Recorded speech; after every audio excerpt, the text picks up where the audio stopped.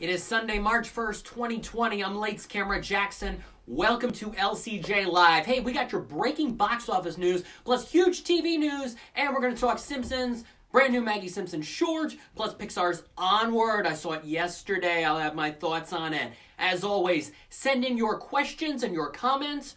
What did you think of The Invisible Man? Did you go see it? Were you mysteriously in the theater? $29 million is what they're projecting right now, but Box Office Mojo and BoxOffice.com still have not given out the final number, but some outlets like Variety, Deadline, Hollywood Reporter are reporting $29 million right now for The Invisible Man. So that's a pretty good open for a movie that's terrible. It is just, whoo, boy.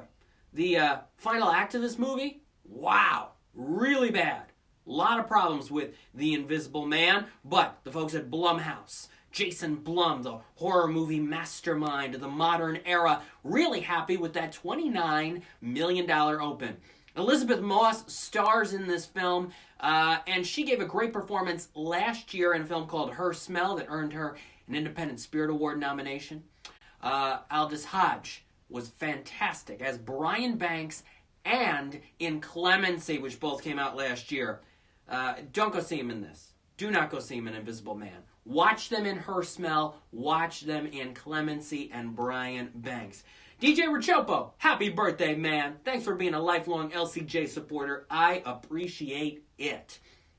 $29 million for Invisible Man. The only new major wide release this weekend. But we had a couple in limited release. Burden, which I watched a couple nights ago. Forrest Whitaker, Garrett Hedlund. You've also got Andrea Riseborough, Tom Wilkinson, Usher. This is a true story drama that did all right in limited release in just 5 theaters. And Wendy, Beast of the Southern Wild director Ben Zeitlin's new take on the Peter Pan story that opened up in 4 theaters. And it did okay in limited release as well. I'm going to be seeing Wendy on Wednesday. Hashtag Wendy Wednesday. I'll be seeing that then. I'll give you my take on that coming up probably this time next week right here on LCJ Live. Impractical Jokers, the movie, expanded nationwide. More theaters, about 1,900 theaters. It was only 350 last weekend, and it did pretty well in its wide release expansion. The Impractical Jokers guys did a bunch of talk show appearances over the past week or two. They've been on a lot of different shows, so they've been having a lot of fun getting their entire fan base out to movie theaters to check out Impractical Jokers, the movie. Onward is the new Pixar movie. It comes out this Thursday at 6 p.m., I believe. And there are 2 interesting factors to Onward. One is the movie itself. The other is the brand new Maggie Simpson short called Playdate with Destiny that plays before the film. Before we get to that, CJ Prin wants to know if I have seen Beasts of the Southern Wild and what did I think about Beasts of the Southern Wild. I actually have. I actually saw it when it came out around June of 2012. Didn't write a review for it. I think it was in New York City that weekend, and there were a lot of other things going on. Thought it was all right.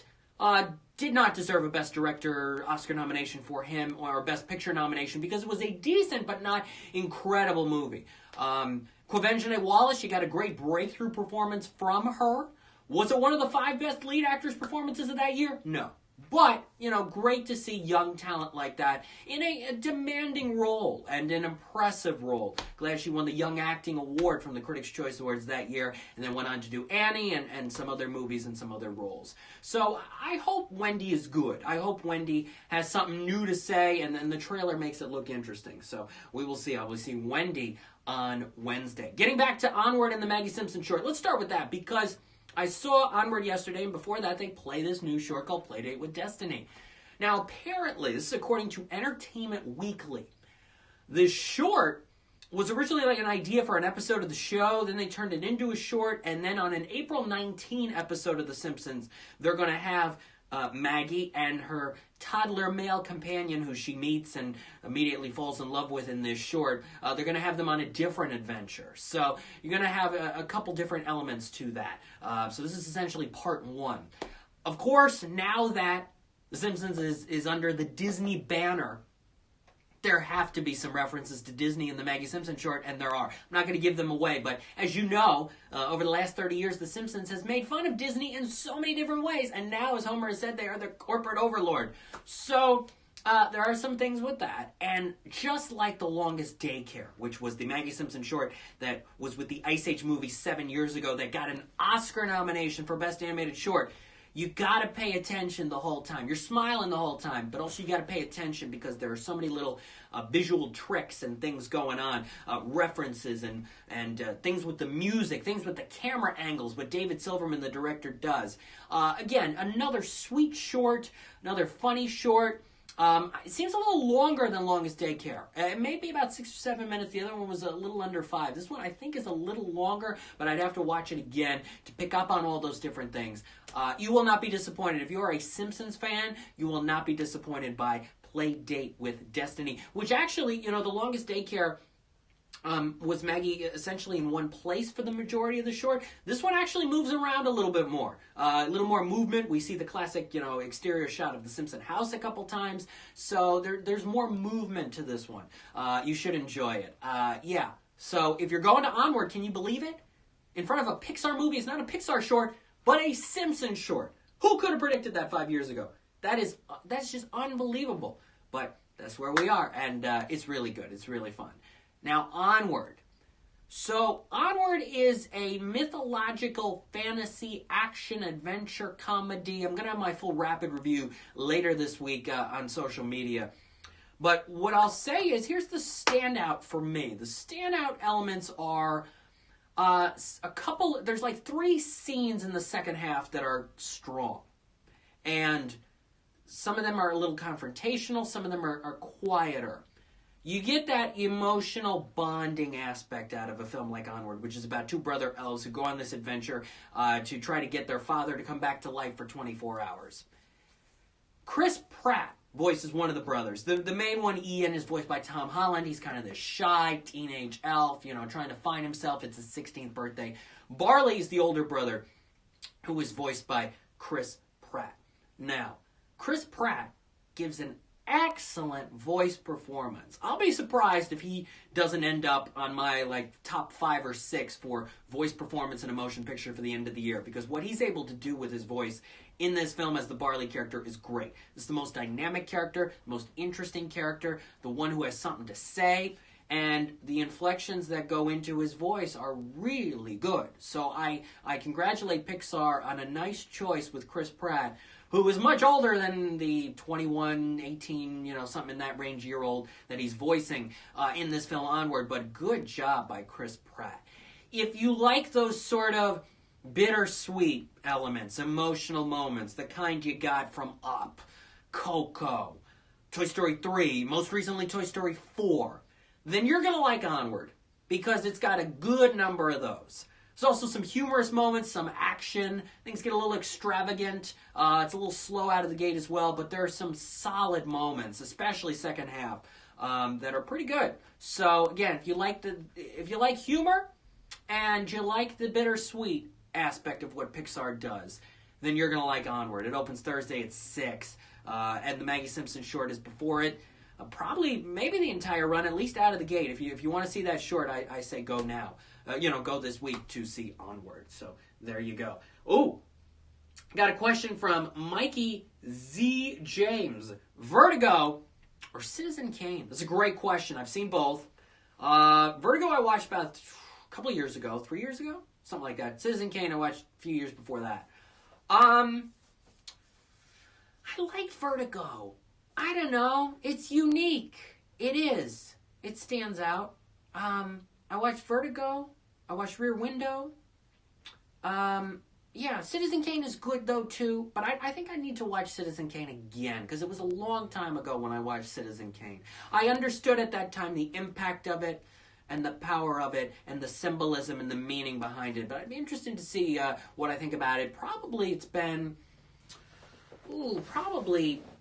8 or 9 years at least since I've seen Citizen Kane. So I probably, excuse me for a moment, would need to watch it again to get an even clearer interpretation on it. But that's a good call. Two good films and 2 all-time classics in the world of I've seen a lot of great classic movies. All right, let's talk about Back to You. Woo-hoo-hoo-hoo-hoo. Kelsey Grammer, Patricia Heaton, they are reuniting on Carol's Second Act, which is Patricia's CBS sitcom, on Thursday, March 12th. So a week from this Thursday, 9:30 Eastern on CBS. Kelsey's character is coming in. Apparently, it's going to have a shocking revelation for all the characters on the show. And if Carol's Second Act gets picked up for a second season, Kelsey will have a recurring role on the show. Now, a move like this is not only to inspire a Back to You reunion, which is awesome, but clearly Carol's Second Act needs the ratings. I think it's the lowest rated of the 4 comedies on CBS that air on Thursday nights, and it even may be lower than what they got at 10 o'clock. So they need the ratings. They need people to watch, and they're going to bring in somebody like Kelsey Grammer, who's won, 6 Emmys, 7 Emmys, primetime and daytime combined. They're going to bring somebody like him in for people to hopefully tune into this. And it is so cool that Chuck Darling and Kelly Carr are doing it again, reuniting 11 and a half years after Back to You ended. It's going to be must-see TV. If you're a diehard Back to You fan like me, it is must-see TV. And what's so cool is that Monday, March 16 is the Back to You podcast Doing It Again marathon, where once a day for 18 days I'm reposting each episode of the Back to You podcast leading up to the brand new 1-year anniversary special episode that will be posted on Friday, April 3rd. Wednesday, April 3rd last year was the start of the podcast. So this new episode is going to go up on Friday, April 3rd. I got to tell you something. I was planning on doing this Back to You, Doing It Again marathon and the new episode on the 3rd even before this announcement was made that Kelsey and Patricia would be reuniting. Now I absolutely have to do it, but I was going to do it anyway. But this is going to be one of the major elements of this special new episode of the podcast. I'm going to talk about how they are together and the series finale of Modern Family being April 8th from creators Steve Levitan and Chris Lloyd. So there will be a lot to talk about. So if you are a diehard fan of the Back to You podcast, you got to be getting excited because a brand new episode, Friday, April 3rd. And seeing Kelsey Grammer in a sitcom again. It's been a while. He did Hank after Back to You. He did Partners with Martin Lawrence. But he's done some dramas, done some Broadway, done some theater, and some movies in the last several years. Expendables 3, Transformers, 4 or 5, the one in 2014. So seeing Kelsey on a sitcom again will be really interesting to watch. So be looking forward to that. Carol's Second Act next Thursday, March 12th, 9:30 Eastern on CBS. And I'll, of course, give you my reactions to that and more on the Back to You podcast. You can listen to the episodes anytime at Back to You Pod on Twitter. That gives you all the information you need. Cheers, everybody. Cheers to March 1st. How was your leap day yesterday? Bonus day. That was fun. Cheers. This is water, by the way. All right, this week we got Onward. And we got the new Ben Affleck basketball drama, The Way Back. I'm looking forward to this because he's reuniting with Gavin O'Connor, who did The Accountant. I love The Accountant. The Accountant was in my top 10 for 2016. Great movie. If you haven't seen The Accountant, it's a good film. It's a substantial film. It's a surprising film. So they're reteaming on The Way Back. I'm looking forward to seeing that. New Netflix movie coming out this week with Mark Wahlberg. He reteams with Peter Berg. It's like their 4th or 5th movie. They did Lone Survivor. They did Deepwater Horizon. They did Patriots Day. Now they're doing this film called Spencer Confidential. And it debuts this Friday on Netflix. Him, Alan Arkin, I guess Post Malone is in it. He had Wahlburgers come to the premiere of the movie. So yeah, I'm looking forward to that as well. Spencer Confidential this week on Netflix. And we'll see how Onward does. Certainly Onward's got to be your #1 movie in America. When we talk back here next Sunday at 12 p.m. Eastern on LCJ Live. It's got to be your #1 movie. Because it's an original Pixar movie, I don't know what the number is going to be. The number could be lower than anticipated, even though the reviews have been pretty positive so far. Or you also got to take into consideration that the showing I went to yesterday of Onward, the pre-screening, was sold out. Completely sold out. Not a single seat was empty in the theater. So you got to think, okay, there were a couple hundred of these in the country. All those people went. Probably not going to go again right away. So maybe you got to take away $1 million, maybe $2 million from what Onward could do this coming weekend. We'll have to see. But certainly Onward's got to be your number one movie. Invisible Man and Way Back, unless Way Back doesn't have a strong start, they'll be fighting for number 2. And The Way Back is not doing Thursday night showings, which has me a little concerned. So it officially just opens Friday morning. But we'll see how it is. So I'll give you my takes on Onward later this week. The Way Back later this week. Probably Spencer Confidential, maybe one or two others, and Wendy right here next Sunday at 12 p.m. Eastern on LCJ Live. If you want my full thoughts on the Maggie Simpson short, go right now to lights-camera-jackson.com. You can also read my review of Greed, which came out this week with Steve Coogan and Isla Fisher in select theaters, as well as my thoughts on the Impractical Jokers movie. I'm Lights Camera Jackson. Thanks for watching this edition of LCJ Live. For more, follow me on Twitter at LCJ Reviews, Instagram at LightsCamJackson, Facebook as well, Jackson Murphy and Lights Camera Jackson. And happy March! We are here. Spring is almost here. And don't forget, Saturday to Sunday, we lose an hour next weekend. I think next weekend is daylight savings, so be sure to set your clocks appropriately. I'll see you back here for another edition of LCJ Live. Bye-bye, everybody. Thank you for watching very much. Thank you.